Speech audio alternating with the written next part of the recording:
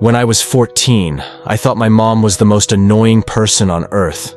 She called me 5 times a day, told me to wear a jacket even in 70-degree weather, left voice messages that started with, "I know you're busy, but," and ended with, "I just want to hear your voice."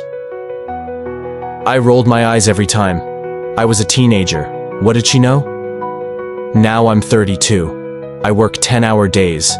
I haven't heard my mom's voice in 2 years, and I would give anything to hear her say those annoying things again. You see, I didn't grow up poor, but we didn't have extra. No fancy vacations, no new clothes unless the old ones ripped. But somehow, I never went to bed hungry. There was always food. Somehow. Back then, I thought that was normal. Now I realize it was magic. Or maybe just my dad skipping lunch again so I could have dinner. Every time I forgot my homework, my mom took the bus to school to drop it off. She never yelled at me, just smiled and said, "Don't let it happen again, okay?" I thought she had time. I didn't know she left work early and lost pay. My dad never came to parent-teacher meetings. I used to hate that. Everyone else had their parents there. I thought he didn't care.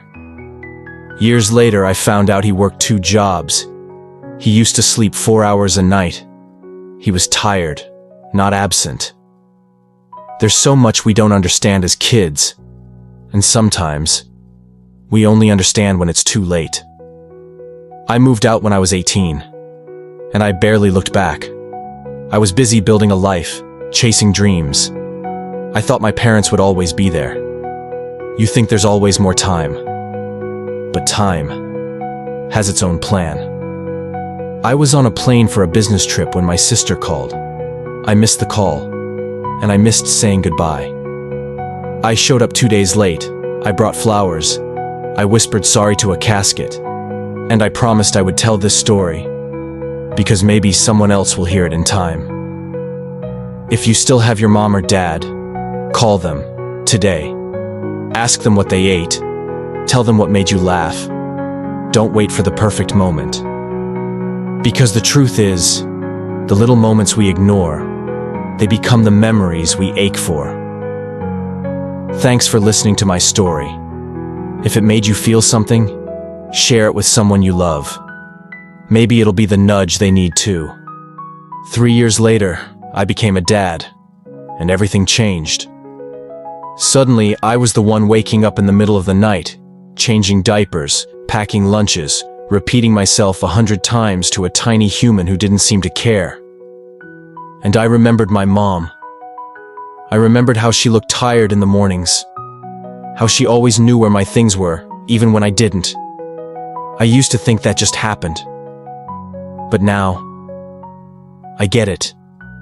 It was her love showing up, in quiet ways. There was this one night when my daughter had a fever. I held her in my arms, rocking her gently. And all I could think was, please, let her be okay. I don't need sleep. Just let her be okay. And that's when it hit me. That's what my parents must have felt. Every single time I got sick. Every single time I cried. We don't inherit just their DNA. We inherit their love. And once you become the giver, you finally understand the weight it carries. I found myself saying the same things they used to say. Wear a jacket. Text me when you arrive. Eat something, okay? And suddenly, they didn't sound annoying anymore. They sounded like love. If your parents are still here, forgive them for what you thought was failure. Because chances are, they were just doing their best. And if you're a parent now, maybe this story is your reminder. You're doing better than you think. Thanks for staying with me through part 2 of this journey. Let's keep telling these stories. They matter. Part 3. The day I became my father. It was a Tuesday. Nothing special. But that's the thing about life-changing moments. They rarely come with fireworks. My daughter came home crying, Some kid at school made fun of her drawing, said it was ugly. I sat there listening, trying to say something wise, but all I could say was, "I like your drawing. It made me smile." And she smiled too, wiped her tears, went back to coloring. That's when I realized that's exactly what my dad used to do. He wasn't a man of big words, but when I failed, when I fell, he'd be there. Silent, steady, present. When I won awards, he'd clap once and go back to work. But when I broke my arm falling off a bike, he carried me 2 miles to the clinic without saying a word. That day, I became him. Not in silence, but in presence. In showing up. In being there, fully. Sometimes love isn't loud. It's not Instagrammable. It's a warm hand on a cold night. A nod that says, "I'm here." Part 4. A lesson from a lunchbox. One morning in a rush, I forgot to pack lunch for my daughter. I realized it just as I got to the office. My heart sank. I remembered how, when I was her age, I never forgot lunch. Not because I was responsible, I wasn't, but because someone always remembered for me. That someone was my mom.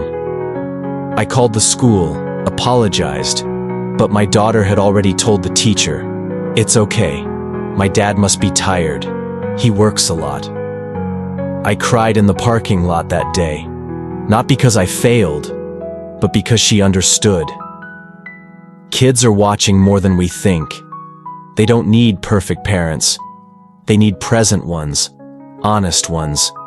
Ones who say, "I forgot," and still try again tomorrow. Part 5. What I want my kids to know. Someday my kids will grow up. They'll move out. Maybe they'll find me annoying too, and that's okay. But I hope they remember this. I didn't always know what I was doing.